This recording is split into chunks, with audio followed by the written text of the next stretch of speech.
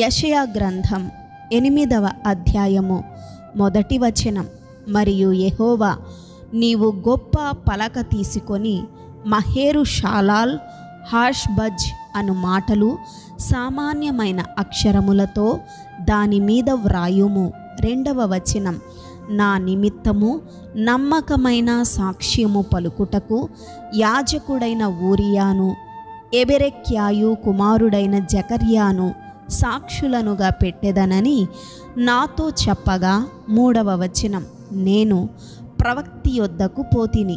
ఆమె గర్భవతి అయి కుమారుని కనగా యెహోవా అతనికి మహేరు షాలాల్ హాష్బజ్ అను పేరు పెట్టుము. 4వ వచనం. ఈ బాలుడు నాయనా అమ్మా అని అననేరక మునుపు అష్షూరు రాజును అతని వారును దమస్కు యొక్క ఐశ్వర్యమును షోమ్రోను దోపుడు సొమ్మును ఎత్తికొని పోవుదురనెను. 5వ వచనం. మరియు యెహోవా ఇంకను నాతో ఈలాగు సెలవిచ్చెను. 6వ వచనం. ఈ జనులు మెల్లగా పారు షిలోహు నీళ్లు వద్దని చెప్పి రెజీనును బట్టియు రెమల్యా కుమారుని బట్టియు సంతోషించుచున్నారు. 7వ వచనం. కాగా ప్రభువు బలమైన యూఫ్రటీసు నది విస్తార జలములను అనగా అష్షూరు రాజును అతని దండంతటిని వారి మీదికి రప్పించును. అవి దాని కాలువలన్నిటి పైగా పొంగి ఒడ్డులన్నిటి మీదను పొర్లిపారును. 8వ వచనం. అవి యూదా దేశములోనికి వచ్చి పొర్లి ప్రవహించును. అవి కుతికలలో తగును. ఇమ్మానుయేలు పక్షి తన రెక్కలు విప్పునప్పటి వలె దాని రెక్కల వ్యాపకము నీ దేశ వైశాల్యమంతటను వ్యాపించును. 9వ వచనం. జనులారా రేగుడి, మీరు ఓడిపోవుదురు. దూరదేశస్థులారా మీరందరూ ఆలకించుడి. మీరు నడుము కట్టుకొనినను ఓడిపోవుదురు. నడుము కట్టుకొనినను ఓడిపోవుదురు. 10వ వచనం. ఆలోచన చేసుకొనినను అది వ్యర్థమగును. మాట పలికినను అది నిలువదు. దేవుడు మాతోనున్నాడు.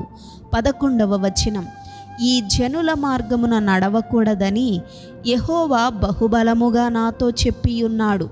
నన్ను గద్దించి ఈ మాట సెలవిచ్చెను. 12వ వచనం. ఈ ప్రజలు బందుకట్టు అని చెప్పునదంతయు బందుకట్టు అనుకొనకుడి. వారు భయపడు దానికి భయపడకుడి, దాని వలన దిగులు పడకుడి. 13వ వచనం. సైన్యములకు అధిపతియగు యెహోవాయే పరిశుద్ధుడనుకొనుడి. మీరు భయపడవలసిన వాడు ఆయనే. ఆయన కోసరమే దిగులు పడవలెను. అప్పుడు ఆయన మీకు పరిశుద్ధ స్థలముగా నుండును. 14వ వచనం. అయితే ఆయన ఇశ్రాయేలు యొక్క 2 కుటుంబములకు తగులు రాయిగాను అభ్యంతరము కలిగించు బండగాను ఉండును. యెరూషలేము నివాసులకు బోనుగాను చిక్కువలగాను ఉండును. 15వ వచనం. అనేకులు వాటికి తగిలి తొట్రిల్లుచు పడి కాళ్ళు చేతులు విరిగి చిక్కుబడి పట్టబడుదురు. 16వ వచనం. ఈ ప్రమాణ వాక్యమును కట్టుము, ఈ బోధను ముద్రించి నా శిష్యులకు అప్పగింపుము. 17వ వచనం. యాకోబు వంశమునకు తన ముఖమును మరుగు చేసుకొను యెహోవాను నమ్ముకొను నేను ఎదురు చూచుచున్నాను. ఆయన కొరకు నేను కనిపెట్టుచున్నాను. 18వ వచనం. ఇదిగో నేనును యెహోవా నాకిచ్చిన పిల్లలును సియోను కొండ మీద నివసించు సైన్యములకు అధిపతియగు యెహోవా వలని సూచనలుగాను మహత్ కార్యములుగాను ఇశ్రాయేలీయుల మధ్య ఉన్నాము. 19వ వచనం. వారు మిమ్మును చూచి కర్ణ పిశాచి గలవారి యొద్దకును కిచకిచలాడి గొనుగు మంత్రజ్ఞుల యొద్దకును వెళ్ళి విచారించుడని చెప్పునప్పుడు జనులు తమ దేవుని యొద్దనే విచారింపవద్దా? సజీవుల పక్షముగా చచ్చిన వారి యొద్దకు వెళ్ళదగునా? 20వ వచనం. ధర్మశాస్త్రమును ప్రమాణ వాక్యమును విచారించుడి. ఈ వాక్య ప్రకారము వారు బోధించని ఎడల వారికి అరుణోదయము కలుగదు. 21వ వచనం.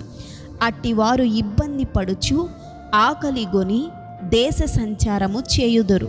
ఆకలిగొనుచు వారు కోపపడి తమ రాజు పేరను తమ దేవుని పేరను శాపములు పలుకుచు మీద చూతురు. 22వ వచనం.